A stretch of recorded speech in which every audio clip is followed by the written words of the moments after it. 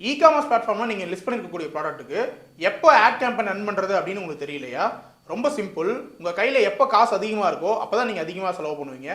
கையில காசு கம்மியா இருக்கும்போது உங்களுடைய செலவை குறைச்சுப்பீங்க. அதே மாதிரி இங்க எப்போ உங்ககிட்ட இன்வெஸ்ட்மெண்ட் நிறைய இருக்கு, ஸ்டாக்ஸ் நிறைய இருக்கு அப்படின்னு நீங்க வரீங்களோ அப்போ உங்களுடைய கேம்பெயினை ரன் பண்ணுங்க. எக்ஸாம்பிளுக்கு ₹1,00,000 குட்ஸ் உங்ககிட்ட இருக்குது. இதை வழக்கமா நீங்க வித்தீங்க அப்படின்னா ஒரு 3 மாசம் இல்ல 4 மாசத்துல விற்க முடியும். அப்படி வித்தீங்கன்னா உங்களுக்கு ஒரு ₹30,000 அதுல லாபமா கிடைக்கலாம். அப்போ அந்த ₹1,00,000 குட்ஸை நான் ஒரே மாசத்துல விற்கணும். என்னுடைய லாபம் 30,000 இருக்குல்ல, அதை நான் 20,000 குறைச்சிக்கிறேன். மீதி இருக்கக்கூடிய அந்த 10,000 நான் கேம்பெயினுக்கு ஸ்பெண்ட் பண்ண தயாரா இருக்கேன் அப்படிங்கிற ஸ்டேஜ் வரும்போது நீங்க தாராளமா என்ன பண்ணலாம் அப்படின்னா கேம்பெயினை ₹10,000 ஸ்பெண்ட் பண்ணி உங்களுடைய லாபத்தை ஒரே மாசத்துக்குள்ள எடுத்துக்கலாம். ஆனா உங்ககிட்ட இருக்கிறதே ₹10,000, ₹20,000, ₹5,000 ஸ்டாக் தான். 10 ஸ்டாக் 20 ஸ்டாக் தான் வச்சிருக்கீங்க ஒரு ப்ராடக்ட்டுக்கும். அப்படிங்கும்போது நீங்க கேம்பெயின் ரன் பண்ணால் கூட அது மூலியமா உங்களுக்கு சேல் வந்தால் கூட அந்த கேம்பெயின் எஃபெக்டிவான கேம்பெயினா இருக்காது.